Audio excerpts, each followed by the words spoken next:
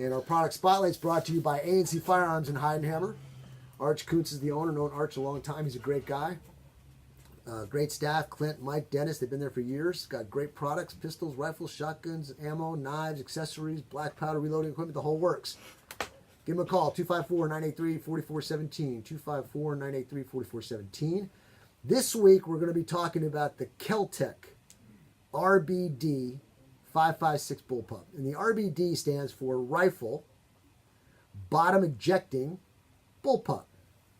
And what I have right here is the actual product. Okay, and what's the first thing we're going to do? Collective shot of what we're doing. We're going to check to make sure it's not loaded, right? So the magazine's coming out. Bolts being pulled to the rear and locked into place. And I'm checking to make sure there's no ammo. Mark, you want to confirm that for me? You're clear, sir. Very good.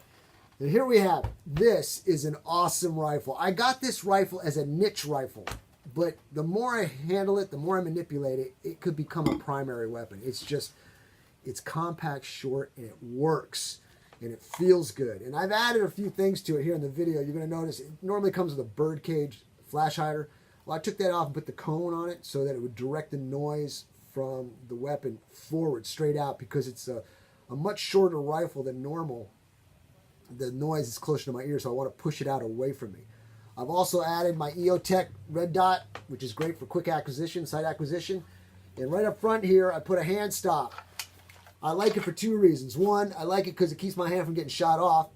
And secondly, as I'm holding the weapon to my shoulder, I'm also pushing against it. It's almost like I'm countering, not really countering, I'm bracing and anchoring the weapon into my shoulder with this. So it's a double thing. I don't shoot my hand off at the end of the muzzle, and I also brace myself as well.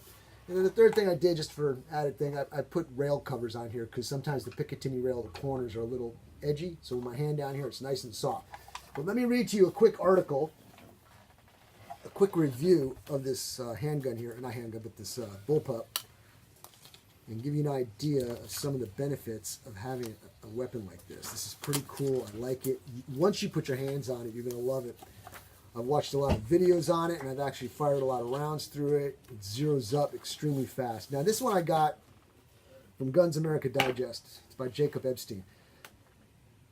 The first Kel-Tec firearm I ever shot was a KSG. That's a shotgun. The radically designed 12 gauge left me impressed. Since then, I've shot and loved most every gun Kel-Tec has produced.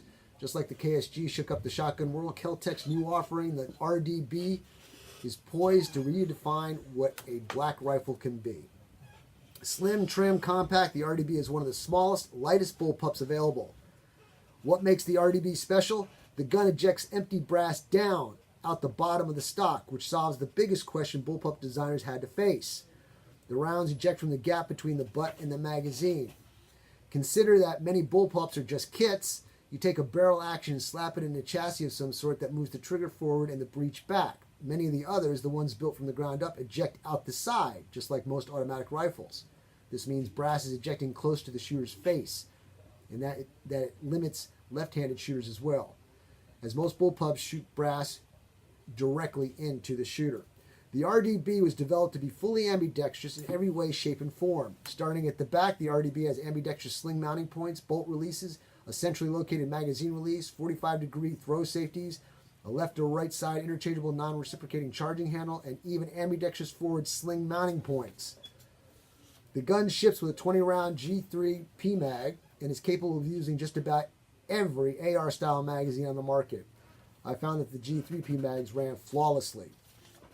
The gun ships naked, leaving sight options to you.